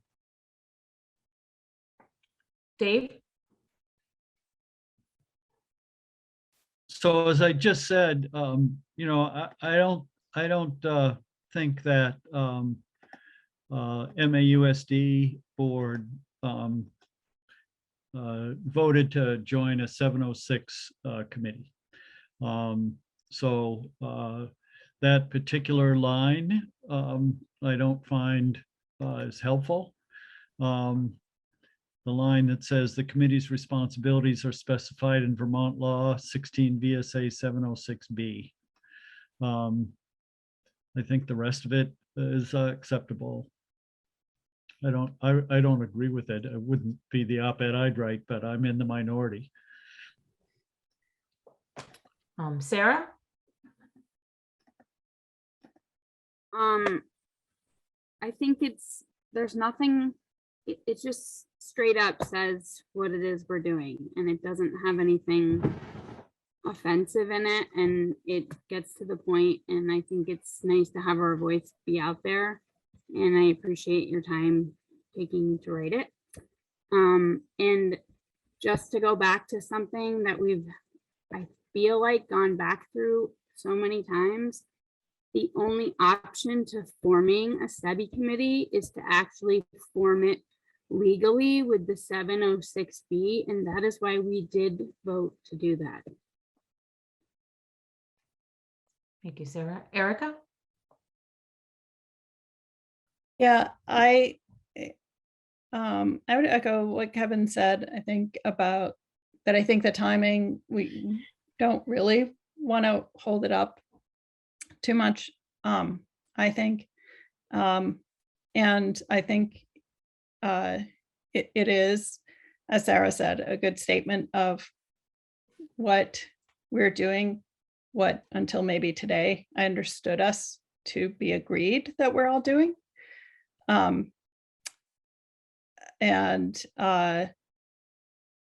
when I read it, I thought, yeah, this is a good statement of what we're doing, but it doesn't, for me, acknowledge our presence as people on this committee. And I feel like that's begun to be really overlooked, that from communications that I've read and seen, I'm starting to feel like we as a committee are seen as just maybe lawyers or outsiders or people with no investment in what we're doing. And that could not be further from the truth. I feel like every person here is spending their time putting themselves in the public eye and carefully considering what our requirement is, what we understand to be our mission, because we care deeply and passionately about our towns, about our children, about our families, about the future. And in an op-ed, I want to read that in the newspaper. Like, it just, as a member of the public reading an op-ed in the newspaper, when people speak from the heart, it moves me. And I think all the information in this letter is good, but I would like it to also be speaking from the heart. But that's just, my personal perspective. Thank you, Erica. Keith? Yeah, there's nothing controversial here. This is pretty to the point what we do here. This committee has talked about being a 706B since the first few meetings we've had here. I'm not sure why that's controversial all of a sudden. And to Erica's point, I think it's her point is a good one. It would be nice maybe to have a little bit more of the humanity in it. We are all community members here who are deeply invested. I think that would be nice to reflect that here. Dave? I'm sorry, it's my hands up from earlier. Anybody else have Dustin? Yeah, I just wanted to echo everything that Keith and Erica just said. I read the op-ed piece. I think it's good to clarify what the work of the committee is for everyone out there. But Erica brings a really good point too for an op-ed piece. What if I'm reading it as a community member? I'd like to know who the makeup of this board is, and see them as people and know that they're being well represented. Mary? Well, to Keith and Sarah's point, I agree. And I think it would be really easy there's, what is it, the second or third paragraph down says, but our committee is a good representation of our communities and we're discussing many viewpoints and ideas. It might be good to just say something like, we are teachers, we are school board members, we are parents, we are coaches, we're mentors, maybe just a little bit more language that explains who we are and how representative we are of the communities. That's my only suggestion. Okay, yeah. And Mary Kate? Yeah, I like the suggestion that's been made to add that language in about who we are and our investment. So Martha, if you feel the same way, maybe we can make those changes, and I don't know if you guys want to sort of just give us the okay to submit it with those changes. That's what I would propose. And a thumbs up. Okay, and a thumbs down. And if thumbs down from Davia, and if anyone, feel free to email until it's done, to take in consideration for those that haven't been able to read it, but.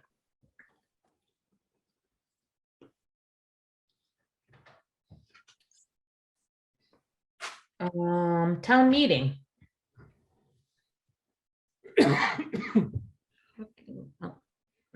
Okay. Town meeting is on here because we had talked about communicating at town meeting or ways to, I think Tracy's going to talk about it more to discuss, but I'll have Tracy. I'll just bring you back to what we had talked about. We had talked about potentially using town meeting as a time to get information out and perhaps get feedback from communities, given where you are in the process. Mary Kate and Martha thought that perhaps just making the improved op-ed broadly available might be something really useful to do around town meetings, since people are gathering together and talking about governance and all kinds of things, and that this just might also be a useful tool to strategically make available to provide an update on the committee's work at town meeting. Mary Kate? I was just going to add to it. It looks like town meetings will likely not be in person because of COVID. And so that also influenced how we wanted to proceed with this. Correct.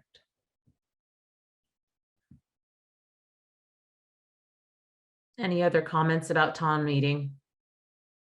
We've got our communication key points. We've got some feedback on the possible op-ed, and we've discussed town meeting. Now we're going to move on to public comment. We are over on time, so Mr. Olson, you're first. You're muted. I can't. Yeah, there you go. Oh, you're muted. Okay, there you go. There you I go. defer to Jeff and Jan first. I'll say something if I need to at the end. Okay, Jeff? Dunham?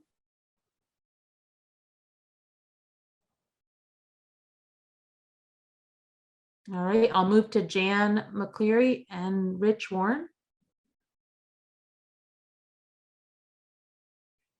Hi, this is Rich Warren. I'm from Starksboro. I know this time is to raise issues of concern related to the charge of the committee according to your agenda for today. And I'd like to inquire about your charge. It says you're to analyze the advisability of forming a union school district. Can you provide any succinct answer or a valid answer of how your advisability is looking today? And do you know exactly, well, not exactly, but you know within 5% plus or minus how much you're going to save? And that's all the questions I have. Thank you. Thank you. Marguerite? Yes, thank you. I hope you include in your next meeting agenda Brad Johnson's recommendation that you create a subcommittee to look at concrete ways the two districts could collaborate, rather than just focusing on the minutia of governance of a merger structure that may or may not happen. The creative ideas that may arise from this subcommittee will have a very good chance of serving the students and taxpayers of both districts. Thank you. Thank you. Jeff, are you available yet? I'm not hearing from Jeff. Mr. Olson? Yes, I think Oh, so. Jeff is there. Jeff is here. Yep. Okay. I was really disturbed about the lack of attention paid to all the community involvement in the last meeting.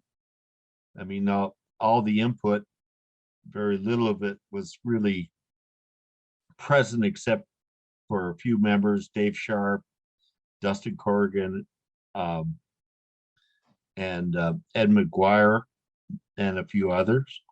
I'd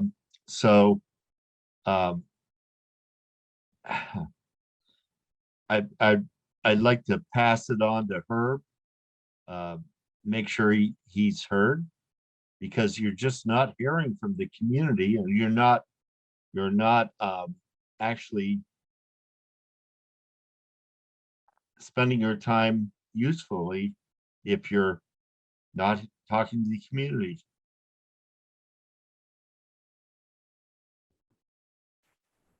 Thank you, Jeff. Mr. Olson? Yeah, I think one of the members of the committee at one point said that, around communications that needed to get some communications because the community is confused about what the Merger Study Committee is doing. I'll speak at least for Starksboro. I think we're perfectly clear about what the committee is doing. We're not confused at all. I think this meeting has added, frankly, a lot of clarity to what you're doing. Collaboration is not in order. Guaranteeing a town right to vote is not in order. And the way things have been going, it'll never be in order. Those are my takeaways. You might change, but your mind on these things, but that's my takeaway. And we'll act accordingly. Thank you very much. Thank you. Is there anyone else with public comment?